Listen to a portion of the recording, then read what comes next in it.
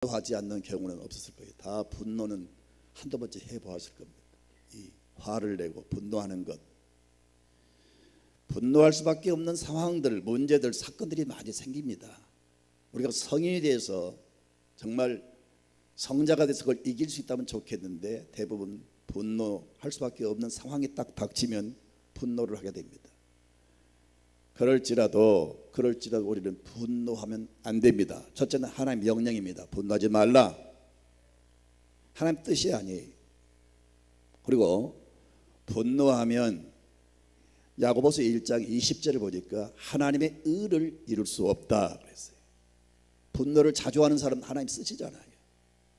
그리고 분노하면 많은 그 후유증이 생깁니다. 자기 인격도 파괴되고 그 사람 때문에 공동체가 깨어지고 인간관계가 삭막해지고 그 분노로 인해서 많은 문제가 생기는 겁니다. 어느 집에 두 아들이 있었는데 큰아들이 그림을 좋아해요. 그래서 큰아들이 그림을 그리는데 그 그림을 그릴 때 옆에 둔 물을 동생이 그냥 엎어버렸어요. 그래서 그 그림 그릴 때 망쳤습니다. 그러니까 형이 화가 나가지고 동생 뺨을 쳤어요.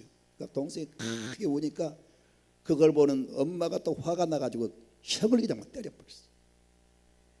엄마가 큰아들을 막 때리는 그 모습을 보고 남편이 와가지고 아내를 막 욕을 퍼붓고 남편이 아내를 또 구타하는 거예요.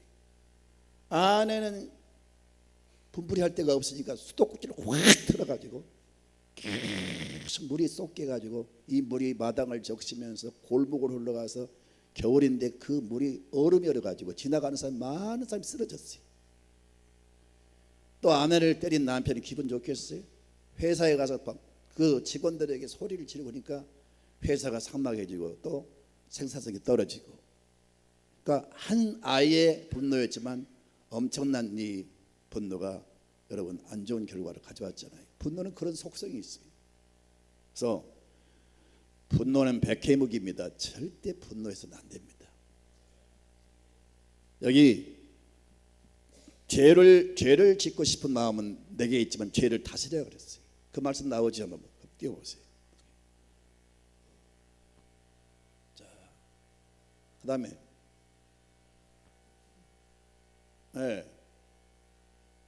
7절을 같이 볼까요? 내가 선을 행하면 어찌 낯을 들지 못하겠느냐? 선을 행하지 아니하면 죄가 문에 엎드려 있느니라. 죄가 너를 원하나 너는 죄를 다스릴지니라. 여기서 말하는 죄는 분노입니다.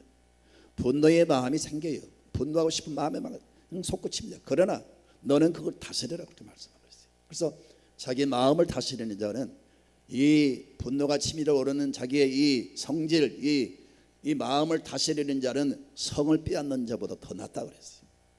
자기를 다스려야 됩니다. 그리고 모든 만사가 이 속에서 좌우되는 겁니다. 그래서 뭐를 지킬 만한 것도 내 마음을 지키라. 생명의 근원이 이에서 나면이라 그랬어요.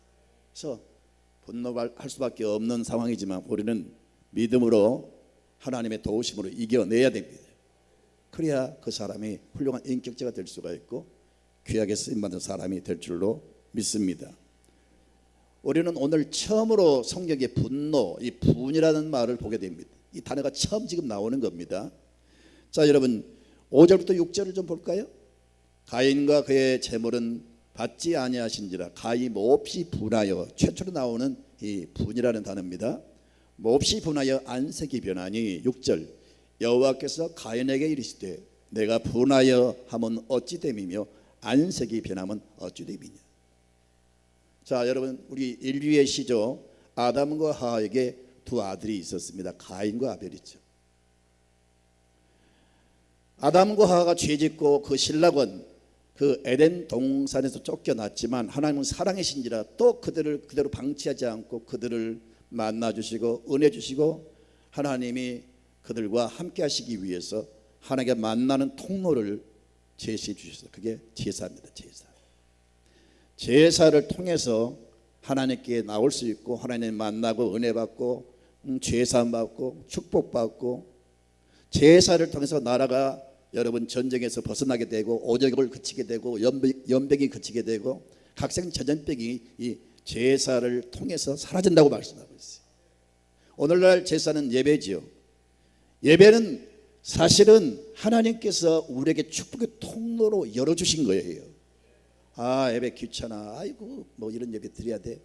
주일만 돌아오면 막 갈등하고 싫어하고, 그래서 예배를 드리면 어쩔 수 없이 도살장으로 끌려가는 그런 아주 찜찜한 모습으로 오는 사람도 있고요. 아주 예배를 힘들어하는 사람이 있는데, 하나님은 예배를 이렇게 제정해서 드리게 하신 것은 하나님 자신을 위해서 하신 게 아니고 여러분에게 은혜의 통로로 예배를 허락하신 거예요.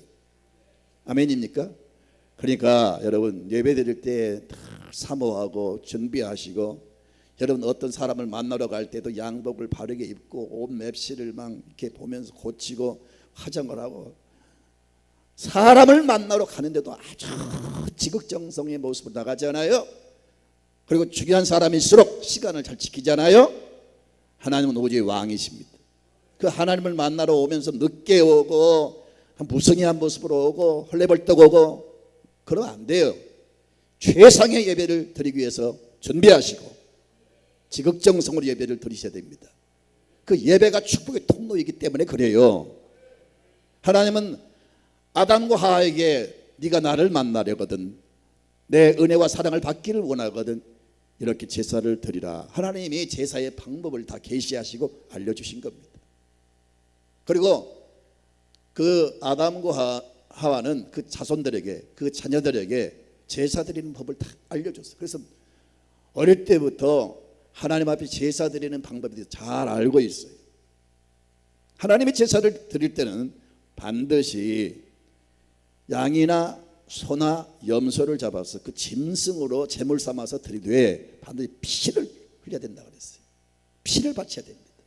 이것이 하나님 정하신 제사법입니다. 그런데 물론 가인은 농사를 짓지만 농산물을 가지고 제사 드린 게 아니에요. 그런데 자기 편의 위주로 쉽게 그냥 제사 드릴 수 있잖아요.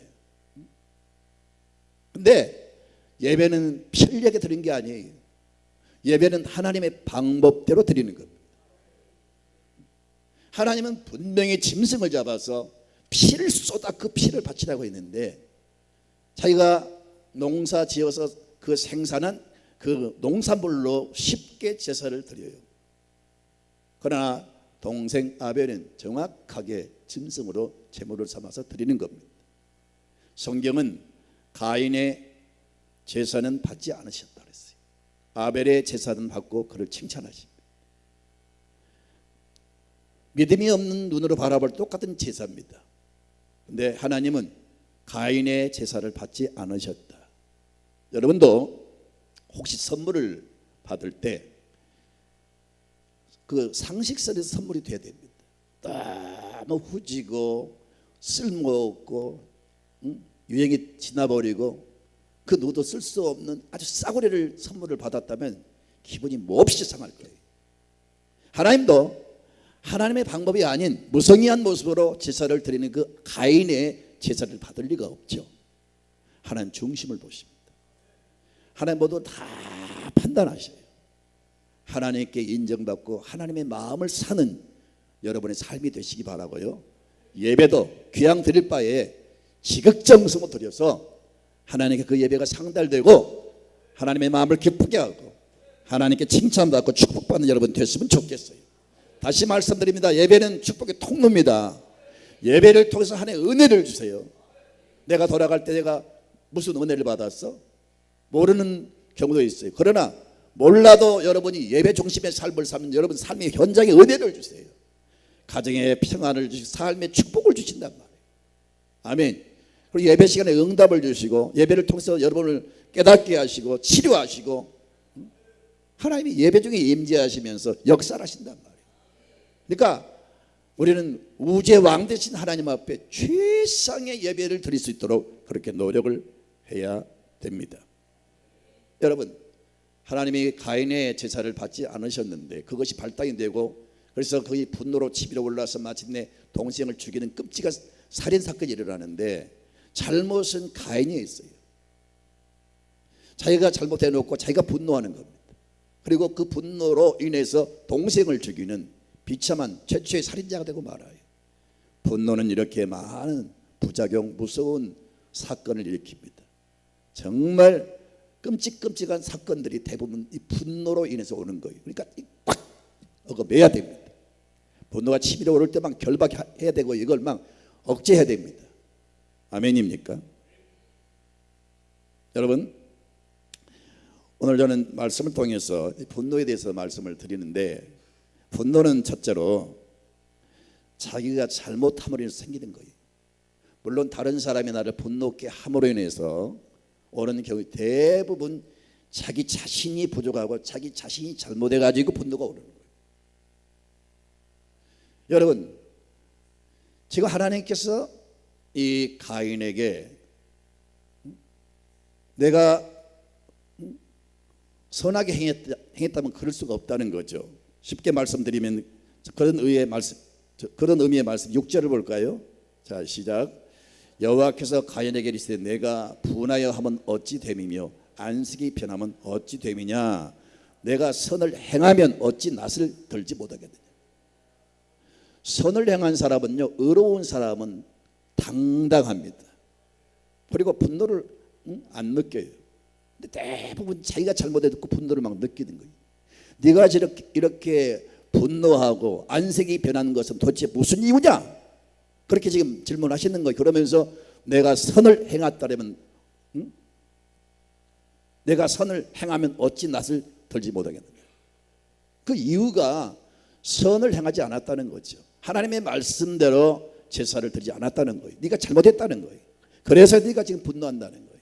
그렇습니다. 대부분 자기 이 좁은 옹졸한 생각으로 자기의 이 부족함 때문에 오는 것들을 그대로 분노로 표출한단 말이에요.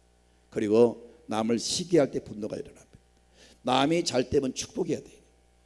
오죽했으면 우리나라 사람에 사도이 노는 사람 뭐 한다고요? 배가 아프다는 말이 생겼을까요? 우리는요, 축복하는 사람이 돼야 돼요. 남이 잘하면 막 박수를 쳐주고 축복하는 사람이 돼야 돼요. 근데요, 남이 잘 때는 꼴을 못 봐요. 아주 입이 툭 튀어나와가지고 눈빛이 벌써 달라져가지고 막 좀 째려보고 인상을 쓰고. 아니, 남이 잘 되는 걸 왜 여러분 그렇게 화를 내십니까? 축복하세요. 축하해 주세요. 그게 하나님의 마음이죠. 근데 많은 사람들이 남이 잘 되는 거 시기한단 말이에요. 여러분, 아벨은 정직하게 바르게 말씀을 들은 대로 하나님 방법 그대로 제사를 드림으로 하나님이 그 제사를 받으셨어요. 그러면 잘한 거 아닙니까? 그래서 형으로서 동생에게 너 잘했다 격려하고 칭찬을 해야 되는데 그것을 시기하는 거예요. 시기가 분노의 발단이 되는 겁니다. 그리고 죄를 지으면 그 죄가 분노를 일으켜요. 독약을 먹으면 독성이 있잖아요. 죄를 지면 죄 안에 그런 독성이 있단 말이에요. 사람을 분노케 하고 사람의 마음을 상하게 하고 우리 믿는 사람들이 믿음을 파괴하고 기도를 못하게 하고 죄를 지면 하나님과 멀어지게 하고 기쁨을 빼앗아가 버리고, 이 죄를 지면 우리 영혼을 파괴하고 우리 믿음을 파괴한단 말이에요. 그러니까 여러분, 죄를 이기라고 말씀하고 있어요. 죄를 다스리라 그랬어요. 죄가 너를 원하나 너는 죄를 다스릴지니라.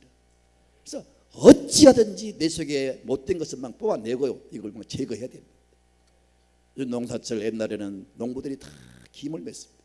이 뜨거운 낮에 여러분 그 벼 자랄 때 얼굴을 쳐박고 그 속에 김을 맨다고 하는 것은 굉장히, 지금은 다 기계로 하지만 농약으로 하지만 옛날 다 머리를 쳐박고 막 손으로 그 모든 김을 맸어요. 또 아낙네들은 그 밭에 얼마나 많은 잡초가 일어나면 다 뽑듯이 여러분 심령을 살펴서 내 속에 못된 것들 뽑아내야 돼요.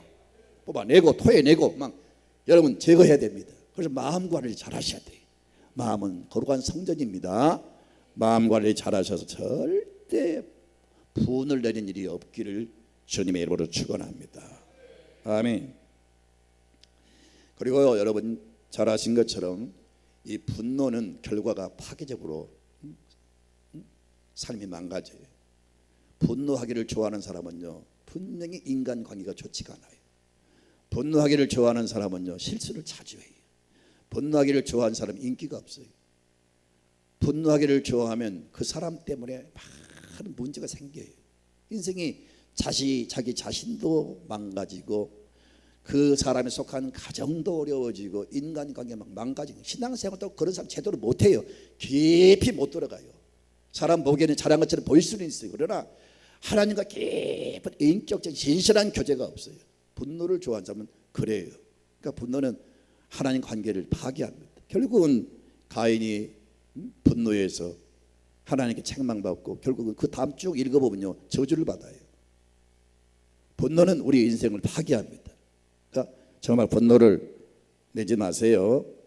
에베소 4장 26절을 보면은 분을 내되 죄를 짓지 말고 해가 지도록 분을 품지 말라.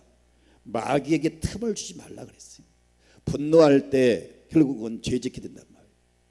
분노할 때 그때를 통해서 마귀가 속 들어와요. 마귀의 속성은요 사람을 죽이고 멸망시키고 사람을 파괴시키는 게 마귀의 정체예요. 마귀의 속성이란 말이에요.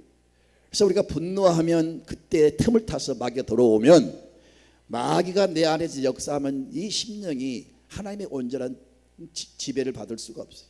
마귀는 악한 놈이기 때문에 내 안에서 역사하면 여러분 마음에 병들지 소화불량 온갖 막 병들이 막 생겨요. 그리고 우리 삶의 행복이 열리지 않아요. 마귀가 그렇게 방해를 해요.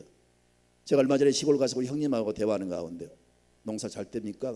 아니 농사를 지으면 이 멧돼지가 내려가가지고 다 망친다네. 정말 막 멧돼지가 막 노를 다 망쳐버리고요 과일을 다 막 따먹고 농사에 지켜 매우 힘들어요. 내 안에 이 못된 놈이 들어오면 우리 인격이 파괴되고요 심령이 편치가 않아요. 내 삶에 마귀가 역사하면요 우리 삶이 비참해져요. 바로 분노할 때 마귀가 틈을 타고 들어온다는 거예요. 그래서 결과가 비참하게 되는 거예요. 그러니까 분노는 쉽게 내는데 절대 이제부터는 분노의 피해를 알고 있으니까 내지 마세요. 아무튼 이를 악물고 이기셔야 됩니다.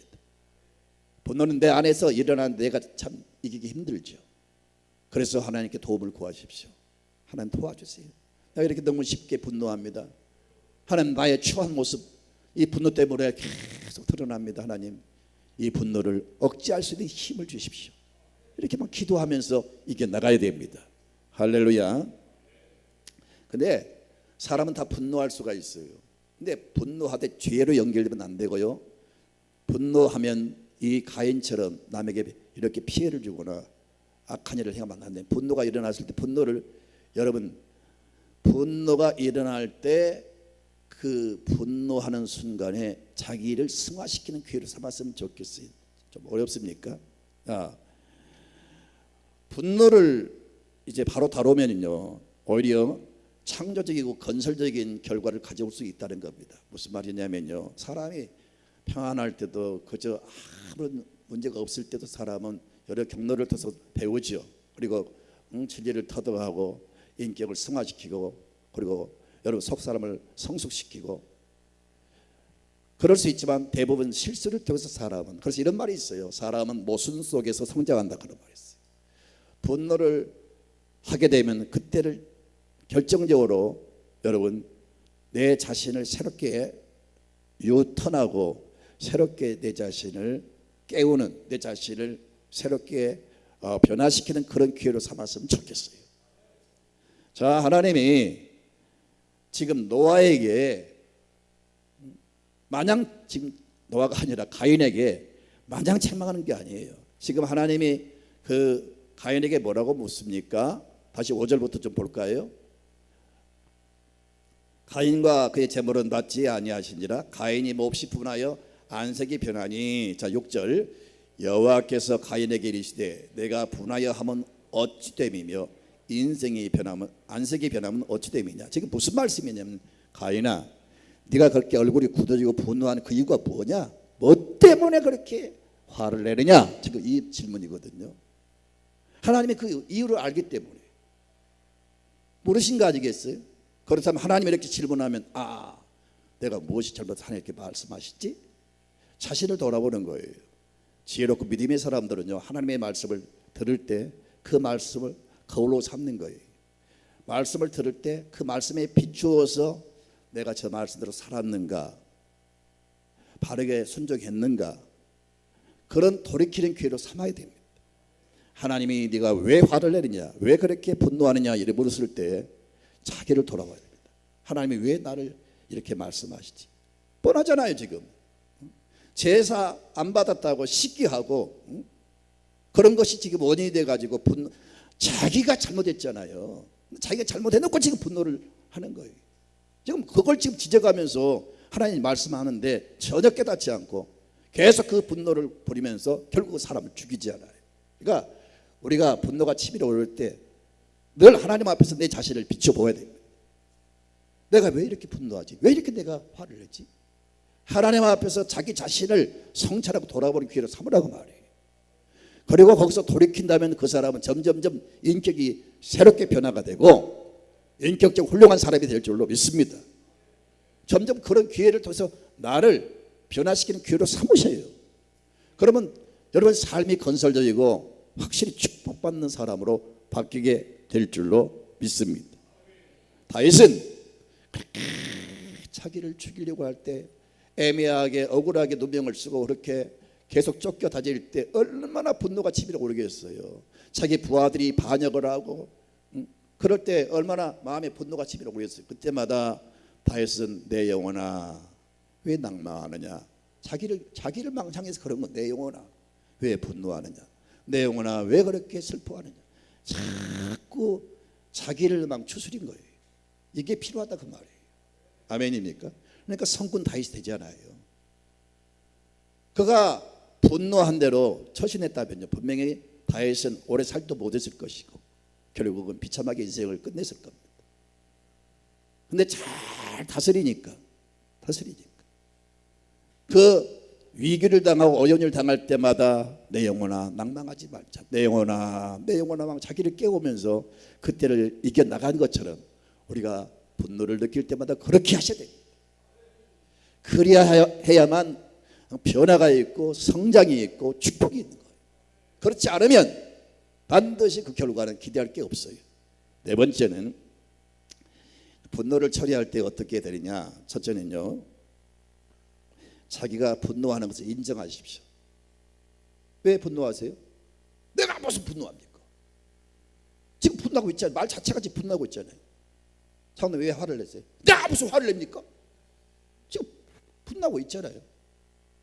전혀 자기가 화낸 것을 인정을 안 해요. 그리고 누구 때문에 자꾸 핑계를 다른 사람을 대는데, 이 가인이 분노한 건 자기 책임이란 말이에요. 자기 잘못으로 인해서 온 거란 말이에요. 된 분노가 자기 때문에 일어난 건데 인정을 안 해요. 그러면서 남을 자꾸 책임 전가를 하고 자꾸 원인을 다른 데 찾는데, 자기 분노하는 것을 내 책임이다, 내가 잘못했다, 이걸 인정하셔야 됩니다. 여기서부터 여러분 변화가 일어납니다. 할렐루야. 아멘. 아멘. 두 번째는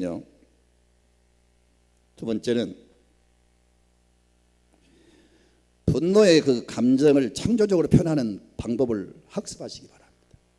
분노할 때 어떻게 해야 이걸 해결할 수가 있지, 그걸 자꾸 지혜를 구하고요, 자꾸 그걸 이겨나갈 수 있는 방법을 터득하셔야 됩니다. 어떤 사람은요, 분노 처리하는 방법을 어떻게 하는지 아세요? 어떤 사람은 술을 마셔요. 술을 마셔서 분노를 이기려고 합니다. 어떤 사람은 옛날에 볼링을 많이 했잖아요. 저도 볼링을 꽤 합니다. 볼링을 할 때 어떤 목사님은 그런 말을 하더라고요. 그래서 내가 소리를 질렀는데, 볼링하면서 그 볼링 핀 10개를 나를 가장 미워하는 사람으로 딱 생각하고 그냥 볼링 공을 굴릴 때 그 사람 머리박을 깨버린다 해가지고 그냥 굴려가지고 그 10개 핀이 확 쓰러지면 내가 미워했던 머리박이 깨진 것처럼 통쾌함을 느끼는 거예요. 그 말을 들으니까 막 소름 끼치더라. 어떻게 그럴 수가 있어요? 어떤 사람은 골프를 칠 때 골프공을 그냥 막 날리면서 내가 미워한 사람을 그냥 머리박을 날려본 것처럼. 자, 이게 여러분 하나님의 방법입니까? 아니에요. 미국은요 그런 게 있어요. 폐차장 일부러 여러분 돈들이 폐차할 필요가 없어요. 그 돈을 받고 분노를 해결하는 그 방법으로 돈을 받고 한 말을 쥐어주면 한 말을 가지고 막 차를 막 부수는 거예요. 그러면서 분노를 푸는 거예요. 미국의 사회학자는 심리학자는 그런 말을 했어요. 그 문화를 연구하는 사람이 그런 말을 했어요. 미국의 문화는 분노하는 문화다 그런 말을 했어요. 그래서 사람들이 분노를 이기지 못하고 집에 있는 총들을 가지고 막 난살하는 거예요. 지금 많은 문제가 생기잖아요. 옛날이야 그랬지만 지금도 총기를 허용해야만 됩니까? 대부분 집집마다 총기가 있어가지고 툭하면 그냥 총으로 난살을 하고 어떤 애들은 학교 가서 집단으로 난살을 하고 그래서 얼마나 많은 문제가 생깁니까? 그래서 이 미국에서 총기 사고로 죽은 사람이 2만 명이 넘는다 매년.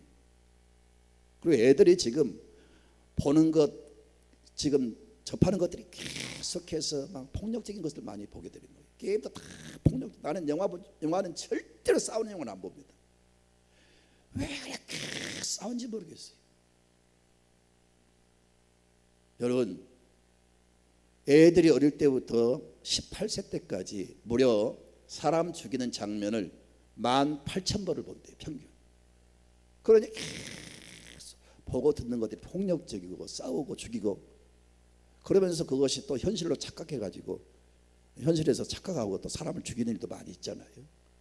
이번에 연철에 그 초등학생 죽인 사건도 여러분 여고생이니까 얼마나 그 모습이 아름답습니까? 그런데 속에는 무서운 악마가 있는 거예요. 그림을 그래도 맨 애들 그냥 다리 절단하고 머리빡 자르고 이런 그림을 계속 그리는 거예요. 이게 다 어디서 왔겠어? 다 그런 걸 보면서 게임하면서 그런 걸 보고 그게 막 이게 중독이 된 거죠. 그래서 여러분 현실로 그런 것이 자기도 모르게 뛰쳐나오는 거예요. 여러분 이런 식으로 우리가 분노를 표출하면 안 됩니다. 하나님의 방법이 아니에요. 하나님의 방법은 뭐냐? 첫째는요, 여러분 분노할 때마다 일기를 쓰세요. 일기를. 이건 성경에 나오는 말씀은 아니에요. 마음이 복잡하고 힘들 때 조용히 일기가 아니더라도 하루를 이렇게 마지막 보내면서 밤에 하루를 정리하면서 내가 왜 그 사람 만나서 화를 냈지? 조용히 자기를 반성하는 그런 글을 쓰면요 마음이 차분해지고 그 원인이 어디 있는지 알게 됩니다. 내가 그랬구나. 내가 마음이 참 좁았구나. 내가 부족했구나. 이런 것을 느끼게 돼요. 스스로 느끼게 돼요. 그래서 일기를 이렇게 쓴다든지 자기를 성찰하는 글을 쓰면 치료가 되고 이걸 분노를 해결하는 가운데 하나의 방법이 될 줄로 믿습니다. 또 한 가지는 이 믿음의 사람들과 교류하면서 정말 깨어있는 믿음의 사람들과 함께 더불어 교제를 하면서 늘 자기 자신의 그 약점과 그 분노하는 마음들을 이렇게 토로하세요. 나는 장로님, 나는 집사님, 나는 이렇게 화를 잘 냅니다. 나는 참 이런 게 문제입니다. 이렇게 진짜 통하는 사람들과 같이 대화하고 협조를 구하세요. 나는 이렇게 성질이 급합니다. 집사님 저를 기도해 주십시오. 이렇게 서로 자기의 죄와 그런 어떤 약점들을 고백하고 그 다음에 함께 기도하면 하나님이 역사를 하세요. 그래서 참 목장교회가 이런 성격을 살려야 됩니다. 모여서 무슨 농담하고 모여서 먹고 모여서 뭐 다른 게 아니고 목장교회는 이 소그룹으로 정말 마음을 토하고 정말 같이 마음을 화합해서 기도하면 하나님이 역사를 하세요. 야고보서 5장 16절을 볼까요? 시작. 그러므로 너희 죄를 서로 고백하며 병이 낫기를 위하여 서로 기도하라. 의인의 간구는 역사하는 힘이 큼이니라. 서로 만나서 단점을 자백하고 죄를 고백하고 자기 약점을 고백하면서 이렇게 여러분 서로 코인원을 하면요 병이 낫는다는 거예요. 병이 여러분 꼭 여러분 몸의 병만이 아니고 인격적인 병도, 이 성질 잘 내는 병도, 이 아주 화를 잘 내는 병도 치료가 된다는 거예요. 그래서 서로가 이렇게 모여서 기도하면 의인의 간구는 역사 하느님이 크민이라. 의인이 누굽니까 여러분? 의인이 바로 예수 믿는 사람들이 의인이에요. 그래서 소수의 사람들이 하나님 앞에 이렇게 죄를 자백하면서 기도하면 하나님이 그 기도를 통해서 치료를 해주고 변화를 시켜주세요. 나도 모르게 1년 후에 보면 내가 놀랄 정도로 변화가 일어나는 거예요. 그렇게 해서 이겨나가시길 바라고요. 세 번째는 하나님의 말씀을 부지런히 읽으시고 묵상하십시오. 제가 늘 인용하는 말씀 가운데 음식을 먹으면 음식 여러분 성분이 뭐가 들어있는지 몰라도 먹으면 일단은 몸이 자라고 건강해지지 않아요. 애들이 우유만 마셔도 그 우유로 인해서 이 신장이나 심장 몸 중요한 이 기관들이 다 튼튼해지고 이게 커지고 자라고 신장이 자라잖아요. 마찬가지로 하나님의 말씀을 부지런히 읽으면서 묵상하면 이 심령이 막 자라면서 믿음도 자라면서 내 영혼이 건강해지는 거예요. 여러분 바이러스가 아무리 들어와도 이 면역력이 강하면 그게 다 소멸되는 거예요. 여러분 바이러스가 얼마나 많은지 아세요? 공기를 통해서 코로 입으로 얼마나 음식부터 많이 들어옵니까? 그러나 내 몸에 이 강한 이 내성이 생기면 그거 다 이긴단 말이에요. 하나님의 말씀은 그런 것을 이길 수 있는 능력을 준단 말이에요. 그리고 말씀을 깨달으면서 생기는 그 기쁨이 얼마나 큰지 아십니까? 다윗은 그런 고백합니다. 주의 말씀이 내 입의 꿀속이보다 더 달다 그랬어요.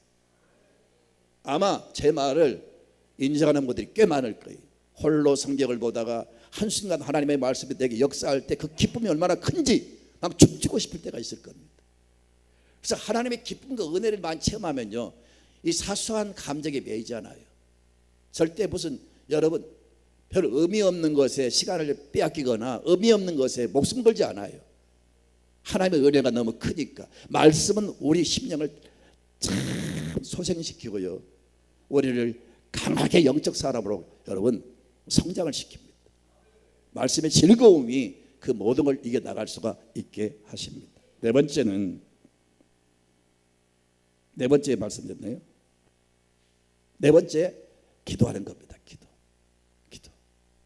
계속 분노가 일어날 때 하나님 도와주세요. 내 마음을 다스려 주세요. 하나님 제거해 주세요. 계속 기도하셔야 돼요. 그러면 실제 하나님 도와주세요. 아멘입니까? 도와주세요. 그리고 마지막 다섯 번째는 어떻게 하느냐? 우리 안에는 성령이 계십니다. 아멘입니까? 우리 안에는 성령님이 성전 삼고 내 안에 계신단 말이에요. 성령이 역사하면, 성령은 생계의 영이에요. 생명이 약동하니까 이렇게 꽃이 피는 거예요. 생명이 있는 나 하면 열매가 맺히는 거예요. 생계의 영 성령이 내 안에서 역사하면 그 생명의 능력이, 성령의 능력이 내 안에서 역사하여 그 성령의 능력으로 내 인격 속에 열매가 맺히게 되는 거예요. 그래서 성령이 역사하는 사람은 성령의 열매가 맺히는데 그 성령의 열매가 9가지로 정리되고 있습니다. 22절 갈라디아 5장 22절 봅니다. 시작. 오직 성령의 열매는 사랑과 희락과 화평과 오래 참음과 자비와 양선과 충성과 온유와 절제니 이 같은 것을 금지할 법이 없느니라. 성령이 역사하면 심령이 이렇게 변화가 일어나요. 사랑, 희락, 화평, 오래 참음, 자비, 양선, 충성, 온유, 절제, 이런 것이 내 안에 가득 차니까 분노할 겨를이 없어요. 분노할 이유가 없어요. 왜? 내 안에 이것이 훨씬 강하게 일어나는데. 그래서 내 안에는 두 가지 법이 싸우고 있어요. 이 분노할 수밖에 없는 못된 속성이 자라고 있고요, 하나님 주신 생각, 하나님 주신 은혜, 이렇게 성령의 열매가 작용한단 말이에요. 두 가지가 싸우는데 내가 자꾸 하나님의 편으로 기울어지고 자꾸 기도하고 자꾸 하나님 말씀을 탐독하면 점점 내 안에 이 좋은 것들이 막 무성하게 자라는 거예요. 그리고 이 잡초는, 이 못된 근성은 점점점 소멸되는 거예요. 그러나 반대로 이쪽은 제쳐버리고 자꾸 여기에만 관심을 가지고 자꾸 성질내고 자꾸 이쪽으로 기울면요, 이 좋은 나의 속사람은 점점 다운되고 이 못된 것만 막 이렇게 올라오는 거예요. 그러니까 우리는 신앙생활 한다고 하는 건 싸우는 거예요. 나의 못된 근성과 싸우십시오. 내 안에 성령을 의지하고 물리치십시오. 그래서 항상 예수님의 마음이 세 가지라 그랬어요. 첫째는 뭐예요? 내 마음은 온유하고 겸손하며, 그리고 어떤 경우에도 안정된 마음. 아무리 상대가 내게 무슨 피해를 주고 아무리 나를 힘들게 해도 진짜 하나님의 사람들은 그런 것으로 인해서 화를 내지 않아요. 예수님을 모독하고 하도 답답하니까 베드로가 하나님, 아니 예수님, 저 하늘에서 12형 되는 천사를 불러 내려가지고 그냥 불로 싹 그냥 저 동네를 그냥 멸절시키면 좋겠다고 그러잖아요. 하도 급하지 분노가 치밀어 오르니까 막 칼을 빼가지고 그 말고의 길을 쳤잖아요. 하나도 그게 주님의 마음을 기쁘게 하지 않았어요. 칼을 집에 꽂으라. 칼을 쓰는 사람은 칼로 망하느니라. 그러면서 베드로를 책망하시고 여러분 그 떨어진 귀를 쥐어서 다시 정상으로 고쳐주셨어요. 여러분 절대로 우리 믿는 사람은 어떤 경우도 이 세 가지 인격, 온유와 겸손과 안정된 마음을 취해야 됩니다. 하나님을 닮는 사람은 그런 사람이에요. 하나님 좋아하는 사람은, 하나님과 컨셉이 맞는 사람은 그런 사람이에요. 하나님 그런 사람을 참 사랑하시고 은혜를 더하시고 불러서 더욱더 잘 되는 놀라운 축복이 있을 줄로 믿습니다. 여러분 삶에 아름다운 드라마가 연출될 줄로 믿습니다.